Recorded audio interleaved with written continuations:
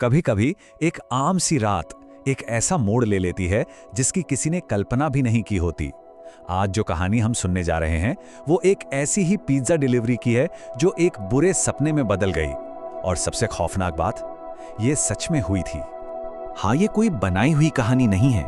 ये एक सच्ची घटना है जो एक पिज्जा डिलीवरी बॉय के साथ घटी थी, और यही बात इसे और भी ज्यादा डरावना बना देती है। तो कहानी शुरू होती है जॉन से। जॉन एक कॉलेज स्टूडेंट है जो अपनी पढ़ाई का खर्च निकालने के लिए एक छोटी सी पिज्जा शॉप में पार्ट टाइम काम करता है।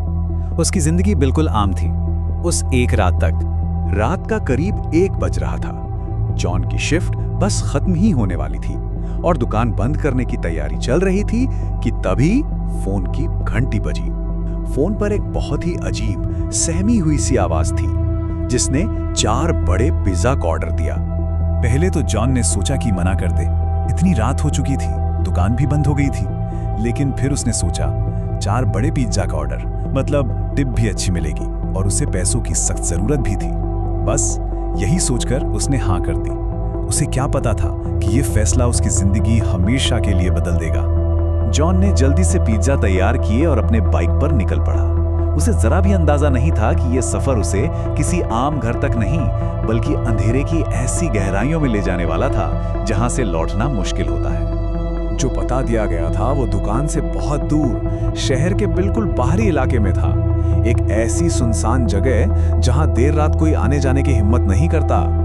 जैसे जैसे वो आगे बढ़ता गया, पक्की सड़क एक कच्ची और ऊबड़-खाबड़ सड़क में बदल गई। चारों तरफ बस घना सन्नाटा था, एक ऐसा सन्नाटा जो कानों में चुभता है। रास्ते में एक भी स्ट्रीट लाइट नहीं थी। रोशनी के नाम पर बस उसकी बाइक की हेडलाइट थी और उसे घेरे हुए था जंगली पेड़ों का घना काला अंधेरा।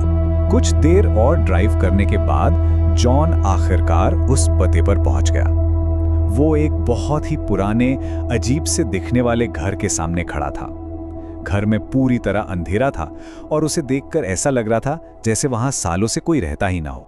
उस वीरान घर को देखकर जॉन की हालत खराब हो गई। उसने फौरन अपने मैनेजर को फोन करने की कोशिश की ताकि वो सब कुछ बताकर वापस जा सके, लेकिन मैनेजर ने फोन नहीं उठाया। अब कोई और रास्ता न देखकर जॉन ने सोचा कि एक बार कोशिश करके देख लेता हूं। और जैसे ही उसने घर की तरफ पहला कदम बढ़ाया, अचानक घर के अंदर एक पीली सी लाइट जल गई। ये देखकर जॉन को थोड़ी हिम्मत मिली। उसने दरवाजे की घंटी बजाई, कोई जवाब नहीं। उसने फिर से घंटी बजाई। इस बार उसे अंदर से किसी के चलने की धीमी आहट सुनाई दी, लेकिन दरवाजा फिर भी नहीं खुला।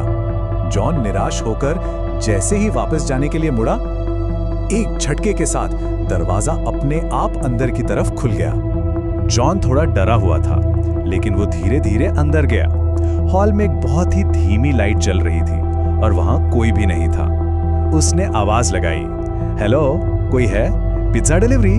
तभी सोफे के नीचे से एक काली बिल्ली निकली और सामने एक अंधेरे कमरे में भाग गई। बिल्ली के घुसते ही उस कमरे की लाइटें और टीवी अपने आप चालू हो गए और अंदर से छोटे बच्चों के हंसने और खेलने की आवाजें गूंजने लगीं। जॉन को लगा कि शायद कोई उसके साथ मजाक कर रहा है। अब जॉन को गुस्सा आने लगा। वो उस कमरे के अंदर गया। वहां उसने देखा कि बिस्तर पर 2 छोटी लड़कियां बैठी हैं जो बस चुपचाप उसे बड़ी अजीब नजरों से घूरे जा रही थीं।